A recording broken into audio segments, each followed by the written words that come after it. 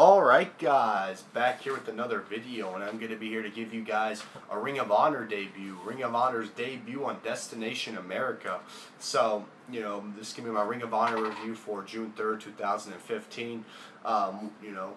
So Ring of Honor, potentially a lot of new eyeballs on the product. And what are my thoughts on this show? I might come off as sound like a Ring of Honor hater. I'm here to rant on Ring of Honor. This is more of like a rant on Destination America before I get into like the matches and what happened. What the fuck, Ring of Honor tonight was just pretty bland and boring. There wasn't anything on the show that stood out. To newer viewers to Ring of Honor's product, new eyeballs, new potential viewers. It wasn't, there wasn't anything on the show that would probably make those people be like, damn, that was the best wrestling. That was great. I need to watch that every week. Why am I watching WWE? That was good.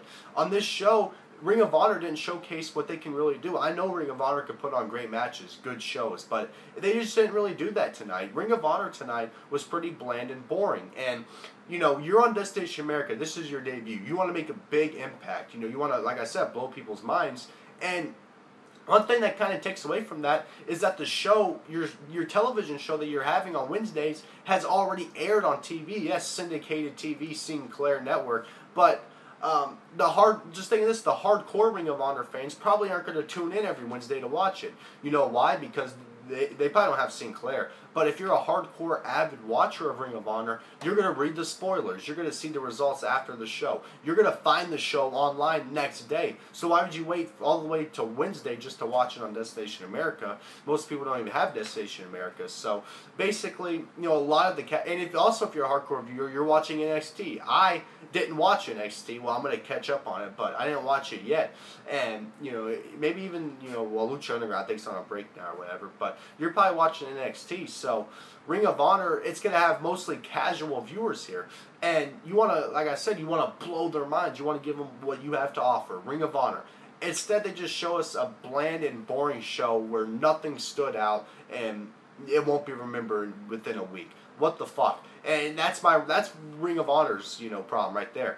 But Destination America, they're just shit. Look what they've done to TNA. I would rather have Ring of Honor on Spike. At least on Spike, you have potentially, because TNA got like 1 million viewers on Spike. That's, pretty decent for a wrestling show. Not like WWE or WCW numbers, but that's pretty decent for a professional wrestling show that's not WWE. In 2013-14, TNA was getting a good number. Sometimes they were getting 1.5 million, in 2010.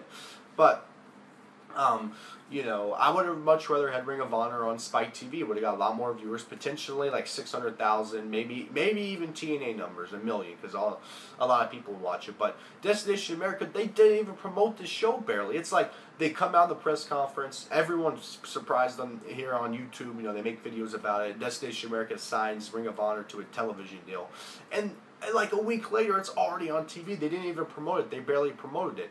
Why didn't they? Should have did what they did with TNA. When TNA was about to debut, they promoted the shit out of that. And what did they do? They had DVDs playing. They had like the top 50 moments in TNA history on Destination America. They showed TNA's best moments. Their great matches. They showed that AJ Styles, Christopher Daniels, Samoa Joe triple threat match.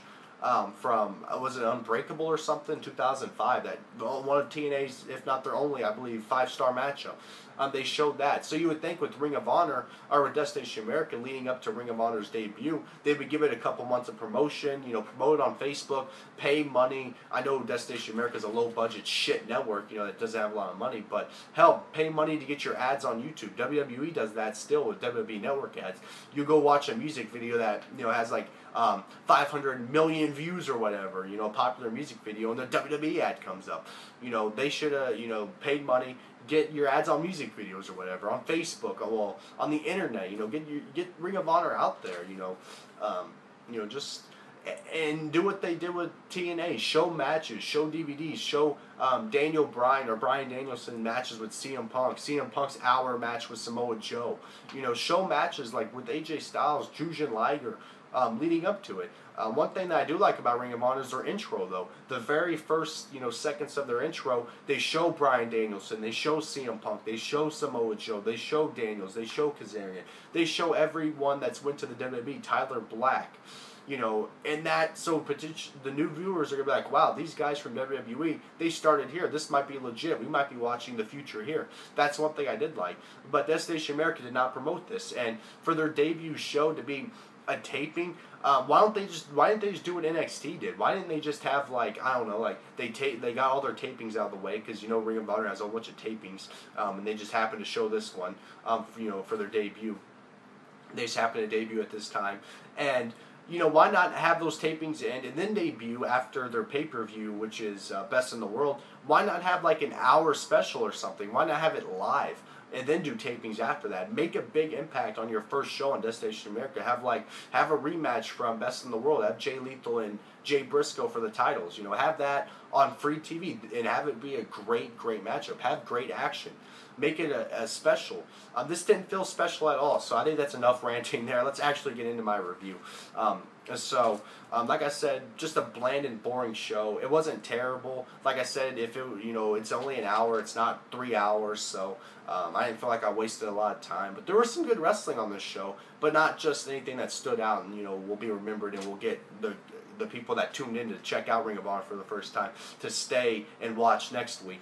So the show started out with the Briscoes backstage. They're cutting a promo about how they're taking on the House of Truth tonight. I almost said House of Hardcore, and they're gonna beat them tonight. Good little promo.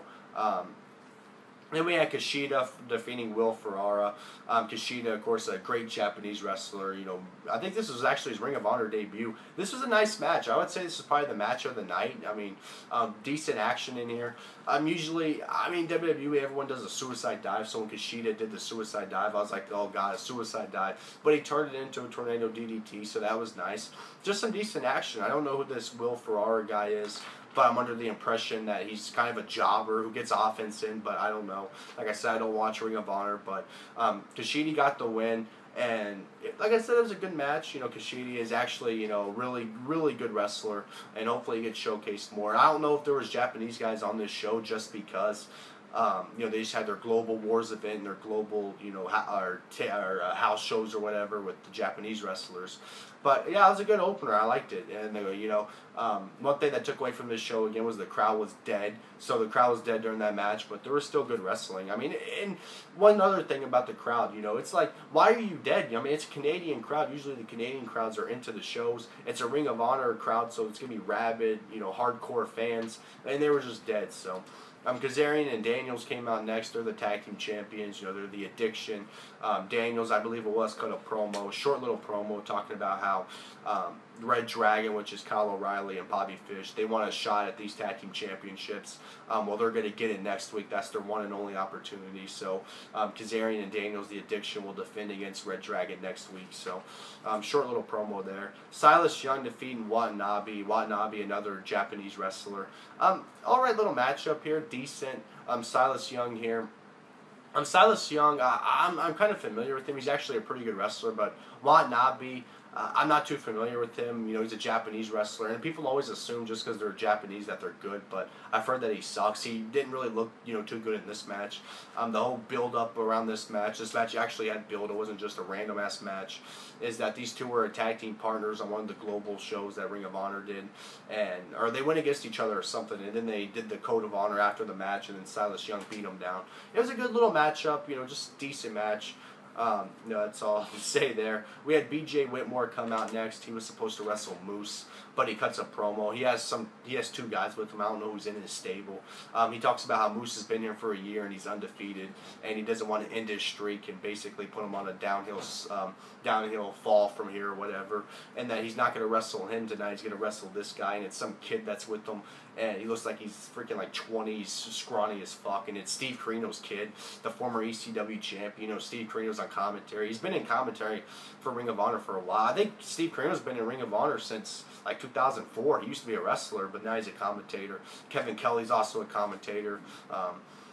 So I mean, so he's just randomly, his kid's just randomly in the stable. I don't know anything what's happening, but Moose, one thing about Moose is this guy, he's only been in Ring of Honor for a year. This guy looks like a star. Moose is jacked. He looks like a legit badass wrestler. You know, he's African American. I wouldn't mind seeing Moose go to WWE. I could see Moose being a guy that WWE, you know, just it catches their eye. Triple H, and they're like, we need that guy. We need Moose. Moose, this guy looks legit. I would not mind seeing Moose in the WWE one day, and I wouldn't be surprised if Moose gets signed to NXT.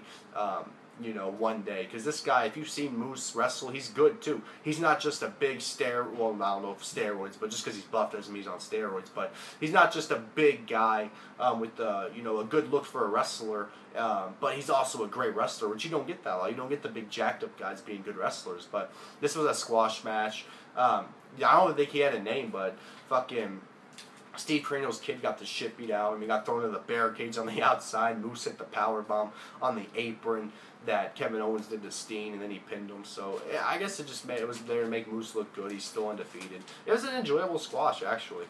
And then we get to the main event. We have the Briscoes defeating J.Diesel and Donovan Dijak from the House of Truth.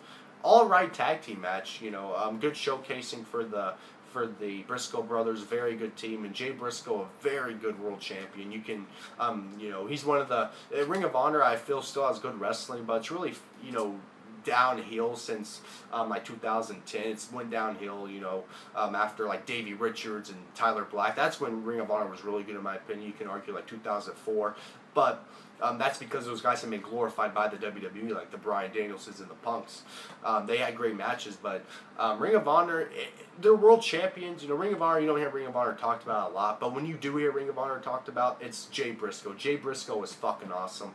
And they were about to get signed by WWE back in like 2013 until I believe it was Mark made a racist remark on Twitter, and they were, you know, they got mad, WWE did. But an alright little tag match, kind of boring, like, you know, a lot of stuff on this show. But the Briscoes got the win. You had Jay Lethal on commentary. The end of the match, you have freaking, I believe it was Donovan Dijak take out Mark Briscoe on the outside, and then Jay took him out. And then Jay Lethal tried to attack Jay Briscoe from behind, and then he hit him with the Jay driver or whatever. You know, or the Jay Drillers, whatever Jay Briscoe calls it, which is basically a pile driver. So the show ends with Jay Briscoe holding up the world title. So I'm really looking forward to that match, Best in the World, Jay Briscoe versus Jay Lethal for both titles, the TV title and the Ring of Honor title. So it was an alright match. Like I said, just a pretty average wrestling show, but for a debut on a new network where you want to get people like saying, oh my god, that was great. Not that good of a show in my opinion. Pretty bland and pretty boring if you ask me, but you know, that's just my opinion. I know a lot of people aren't going to like it, but probably going to watch Best in the World. I watched Best in the World the previous year, 2014, and that's one good thing about moving to Destination America, because how many viewers does Ring of Honor get on the Sinclair network? If I had to guess, maybe like 30,000. Here, at least they're potentially, because TNA gets like, what, 500,000? You know, let's say they get half that, 250,000, maybe even TNA numbers, like 400,000 viewers, and it's on a Wednesday, not a Friday like TNA was. That's going to help out, you know, Ring of Honor. That's definitely going to help out Ring of Honor in the pay-per-view buys and the iPay-per-view buys, you know, with all this exposure, you know, but Ring of Honor tonight, good wrestling show if you're looking at just from a pure wrestling standpoint, but if you're looking at what it needed to do and make a big impact on a new network, just a pretty bland show, you know, not very good, but, you know, some decent wrestling.